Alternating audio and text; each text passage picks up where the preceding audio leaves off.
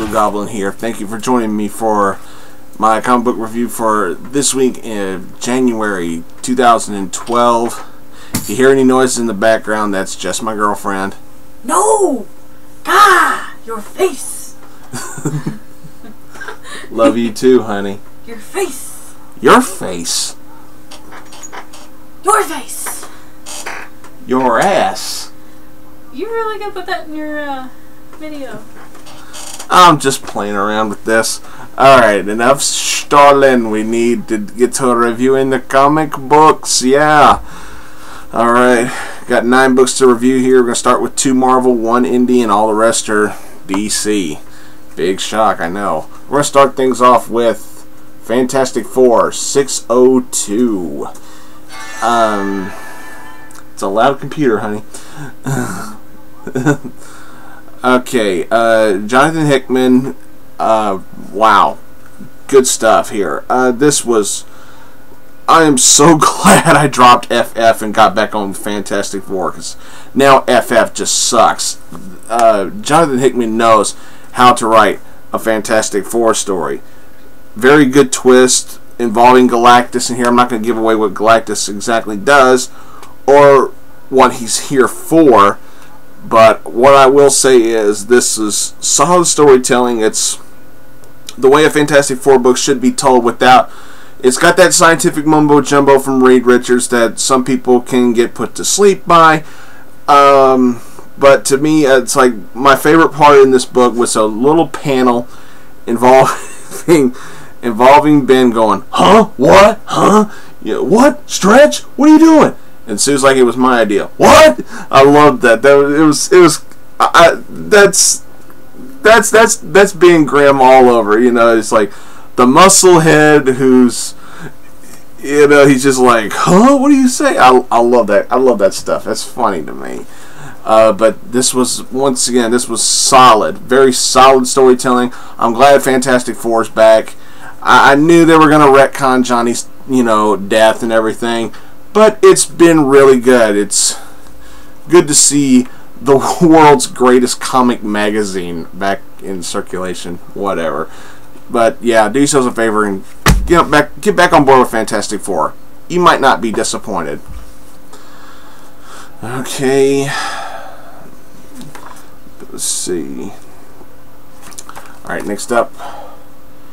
X-Men Legacy 261. Written by Christos Gage and art by David Baldian. I think that's his name. I'm sorry if I mispronounced it, but I gotta say, this is a huge step up from Mike Carey's work from the top on the title. Christos Gage is clearly a much better writer for X-Men than Mike Carey was. Sorry, Mike, but you were mainly just, you know, hit and miss all the damn time. This is how an issue of X-Men Legacy should be written. Big spoiler, yeah, you just look at the cover. Exodus. Yeah, he decides to step in, and pretty damn good fight scene between him and Logan's team of X-Men. Some great dialogue from in the beginning of the issue for between Rogue and Marvel Girl. Good storytelling. Good dialogue between Gambit and Frenzy in here as well. It's just one of those kinds of moments. It just feels a little awkward at times, but you just can't help but keep on reading. Very well put together, very well told. The artwork from Baldian was very impressive. Loved it. The ending, though, really paints a picture to, you know, help satisfy the fans of Logan's side of the X-Men by giving us a glimpse as to how can I put this? How reckless Scott has been. But the cliffhanger at the end of the book, it's kind of one of those moments you're like, boy.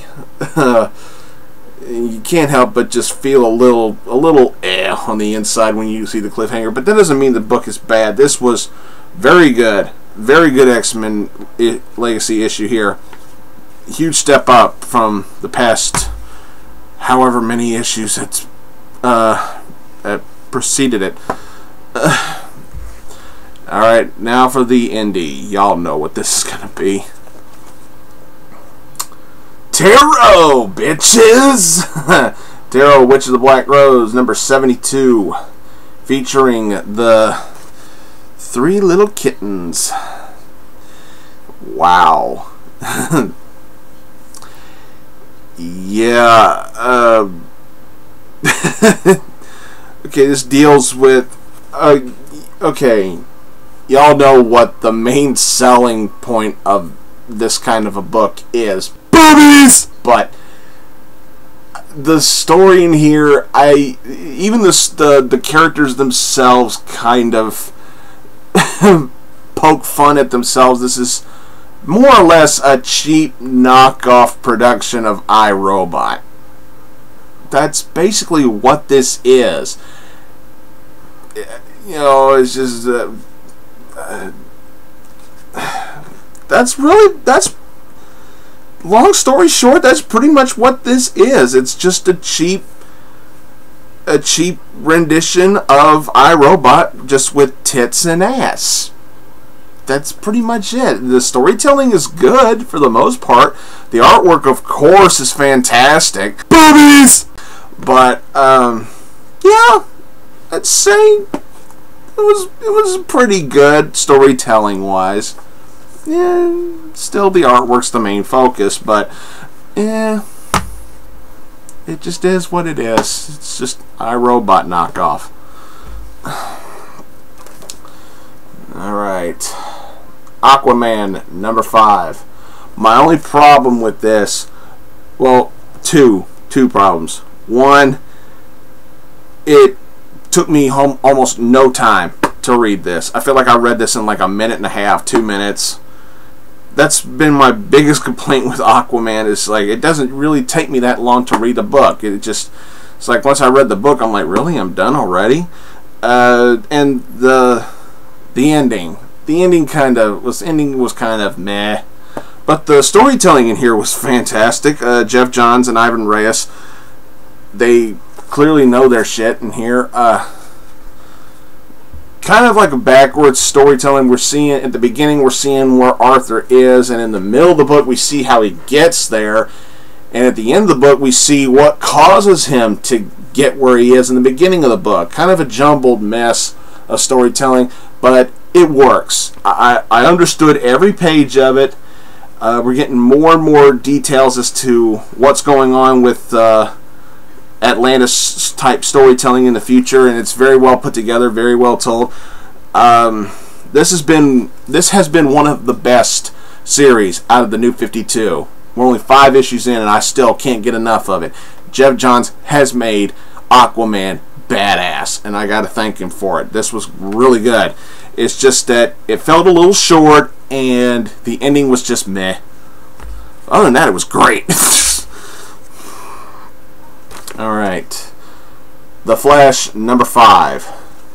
To save his friend, many will die. Once again, this is no slouch either for the New 52.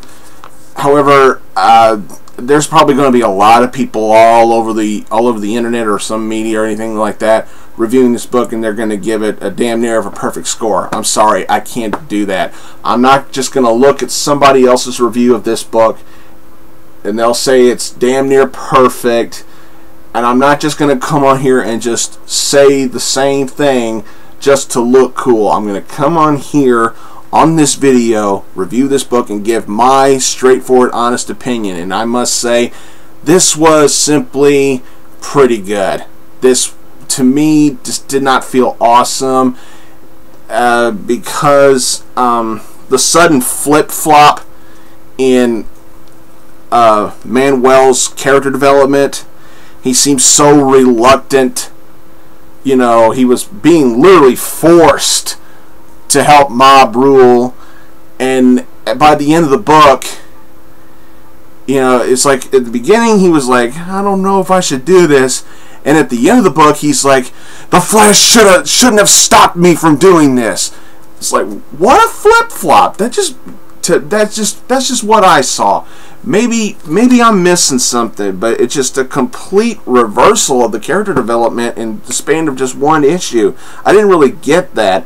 And another thing, I wasn't really a big fan of the way this book ended. You know, concerning what needs to possibly be done to the Speed Force. Minor spoiler, somebody tells the Flash, we need to destroy the Speed Force. Give me a fucking break. They're not gonna, DC is not gonna write a story in which the Speed Force will be destroyed. That's the whole essence of the Flash's powers. We're only 5 issues in. You think they're gonna take away his powers now? Hell no. So that was a bullshit ending in my opinion. That's just how I feel. It's like, I can understand now the explanation as to how they came to that conclusion. That made sense for the most part. But I just didn't like what they said at the last panel. We need to destroy the Speed Force. Bullshit. But other than that, the book was pretty good. I still say it's a solid series from the New 52. Alright. Green Lantern, New Guardians, number 5. I wouldn't particularly call this the best Green Lantern title out there, but it's certainly worth recognizing. It's very, very good. Tony Bedard, Tyler Kirkham. Yeah. I loved the dialogue from Arkillo. It's nice to see he can speak again. The dialogue between him and Saint Walker was great. I loved it. Kyle Rayner steps up really, really big in this book, and I loved it. He's acting more like He's acting more like the leader of this band of lanterns, and it's very, very well done. I was very impressed. I'm not going to give too much away, but the thing is, they're going into this big, humongous vessel that's like the size of a solar system. You got pods literally the size of planets, and they're like synthesized planets. You know, they're like maybe copies of a planet or something. I don't know, but it was nice to see a big wink and a nod to Tamaran. I particularly geeked out for Coriander's planet being represented in here. Some kind of like blah, blah, blah, kind of reveals in here, and the cliffhanger at the end was pretty damn colorful. Literally, I loved it. Very nice. This is excuse me, I'm out of bags and boards. That's why these things are all flappy. But this is a No, get it right. Your comic book store is out of bags and boards. I didn't want to say it that way. Well, it's true. Yeah, it's true. You need to order more. Yeah, I hope you do. But I think Mom did. Okay. But, you know, in a nutshell, this was a very solid issue to a very solid series. It's well, I'm not going to put this book inside a nutshell, but do yourselves a favor, if you haven't jumped on board with the series yet, go back and get the first 4 issues and then get this issue and read them. I promise you won't be disappointed. If you're a Green Lantern fan and if you don't have that series, do yourself a favor, get it. It's good. Alright, Superman, number 5. I told myself if this issue sucked, I was going to drop the series, and thankfully, this issue didn't suck. This was much better than issue 3 and 4 was. George Perez is one of my favorite artists, but he's doing the writing for the first 6 issues. I understand they're getting a new writer in issue 7. I forgot who it was. I think it's Dan Jurgens or something. But George Perez is the writer. He's not the artist. But yeah, this was surprisingly, this book was actually pretty good. The superpowers that are from Krypton that said that Superman created them is apparently now found a really good way to screw with Superman. I'm not going to give that away, but this issue alone has several what the fuck moments in here. Stuff that you would probably never see Superman do. Is just wow. I was surprised by how good this was. Was it perfect? Hell no. But it was good enough to say I'm going to keep going with this series. But I told myself if this issue sucked, I was going to drop it, and thankfully it wasn't. It was pretty good. I'm still on board with Superman. I'd say go ahead and give it a try. You may not like it as much as I did, but then again, that's just me. I thought it was pretty good. Justice League number 5. Jeff Johns, Jim Lee. Yeah. Wow. Green Lantern went from douche to hardhead. Just like that. Went from douche to hardhead. Quite a transformation. Thankfully, Darkseid's first appearance in the New 52 universe is done very solid, very well. I mean, minor spoiler, Green Lantern, charges at him head on multiple times, and he just gets his ass handed to him. And it's like he goes at him with full strength, going with that big green glow, and Darkseid just grabs his arm and just with a flick of the wrist breaks his arm in two spots. I was like, oh my god. Now that's how you debut Darkseid in the New 52. You make him a badass asshole. Yes, very, very good. Cyborg being on the Justice League, it's still growing on me because I grew up with Cyborg on the Teen Titans, and in here he's a rookie. He's just now created in this New 52, and he's already on the Justice League. That's still going to take some time for me to fully adjust to, seeing how I grew up with Cyborg on perhaps my favorite childhood series, the New Teen Titans from Marv Wolfman and George Perez. Cheap plug. But this was good. The team is still just starting to get to know each other even better, and they're finally starting to come together and know themselves as a team. Very good. Not perfect, but still very good. And of course the art from Jim Lee is just always awesome. So yeah, stick with this. It's great. Alright, pick of the week. And I did not expect this to be the pick of the week for me. Even though I am a huge fan of Gail Simone, I gotta be honest, I wasn't expecting much from this, and I read this and I was so impressed I had to make it the pick. Fury of Firestorm, the Nuclear Men, number 5. Oh my fucking god. What a book. This, I'm gonna be brutally honest here, out of all the titles that Gail Simone has written, or wrote, whatever term you want to say, in the past couple of years, and with terms of Secret Six, Birds of Prey, Batgirl, and Fury of Firestorm, Fury of Firestorm was probably the weakest title she's writing, but this took a huge step up in the right direction. Solid storytelling in here, good dialogue, good tension, some nice bullshittery by the bad guys of this book. And the ending, you think they're, the two Firestorms are finally getting comfortable in their roles. They're starting to feel a little bit cocky in their roles and everything. Well, at least Ronnie kind of is. Jason's wanting to be that safe, play it safe kind of hero, doesn't want to hurt anybody. While Ronnie can look a little reckless at times, but he still wants to do the right thing. And, oh my god, the ending. This is a pure definition of a what the fuck kind of ending. I'm not going to spoil anything. I'm just, wow. I read this and my jaw dropped. This was fantastic. I loved it. I can't wait to see what's in issue 6.